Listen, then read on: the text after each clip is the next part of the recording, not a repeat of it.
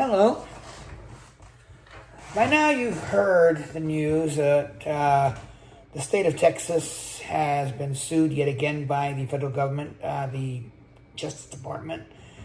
And this is with respect to their redistricting maps that they were recently passed by the Texas legislature and signed into law, I guess, by Governor Greg Abbott. This whole process of redistricting has been under scrutiny and controversy as of late, and unfortunately, given Texas's track record, it was to be expected that this lawsuit was going to arise sooner or later. This particular lawsuit this time around is historic, and I'll explain why momentarily. So it's going to be interesting to see how this all plays out. Now, let me backtrack and give a little background, if you will, with respect to this. As you know, we were all in pandemic this past year. So the census results originally were supposed to come out before the last regular session of the Texas legislature. It did not happen. Texas finally received the published results after the regular session was over. Governor Abbott decided to call after dealing with the scenarios that went on with the two special sessions that he did, he decided to call a third special session to deal with the redistricting.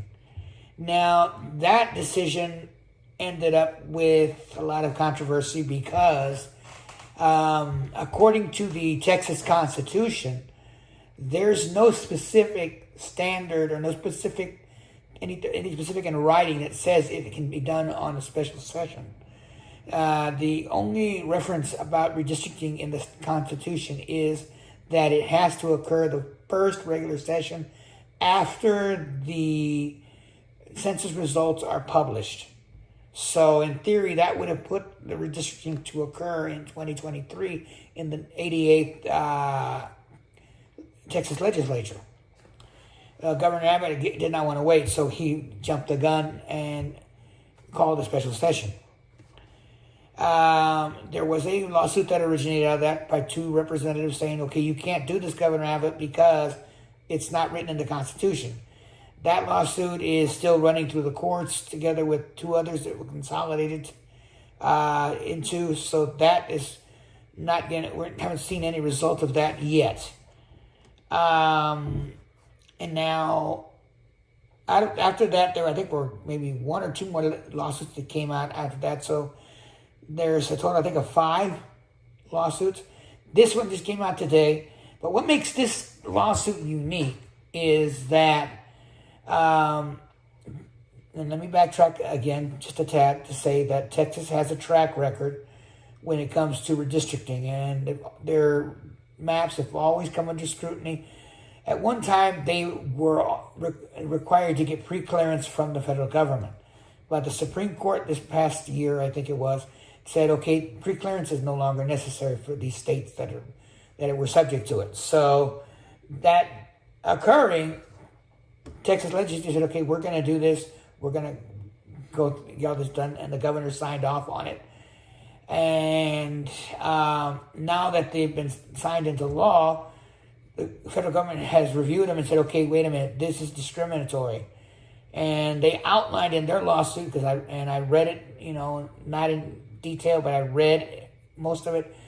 They outlined in detail with very specific statistics, the majority of them from the census and a lot of them from what I'm guessing is the voting results that were on record after the last election within the state of Texas. So you've got these two sets of data that they use. Now, I don't see the state of Texas winning this lawsuit, given their track record, unfortunately. But also, I don't see how they can defend it successfully, given the amount of data that the federal government is relying on. Data that Texas has, and I don't think there's any other type of data that they can use legally to justify what the changes that they did in these redistricting maps. So that being said, I don't see how Texas would be able to overcome this lawsuit at this juncture in time. I mean, I could be wrong, but I don't see how that's going to happen. Now, as I said, this is unique because this is the first time a state has been sued after they've approved their maps. And there's not going to be any other lawsuit like this, at least for another 10 years, because Texas is the only state that actually gained any seats as a result of the census. So all the other states, I think, fared out, or they may have lost a seat. But gained seats, only Texas this time around. So this is going to be interesting to see how this plays out in the federal court. As far as whether or not Texas can get away with it, I don't think they can.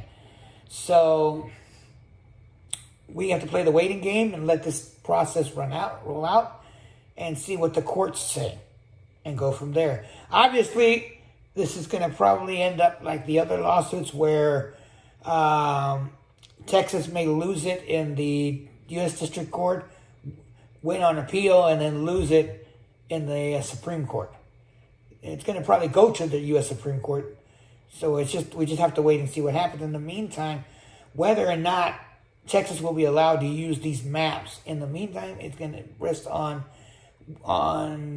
the district judge's decision, and whether or not this is going to be the Fifth Circuit Court of Appeals is going to take Texas aside and say, okay, we're going to issue a stay on the order so that you can use these maps for the upcoming midterm election.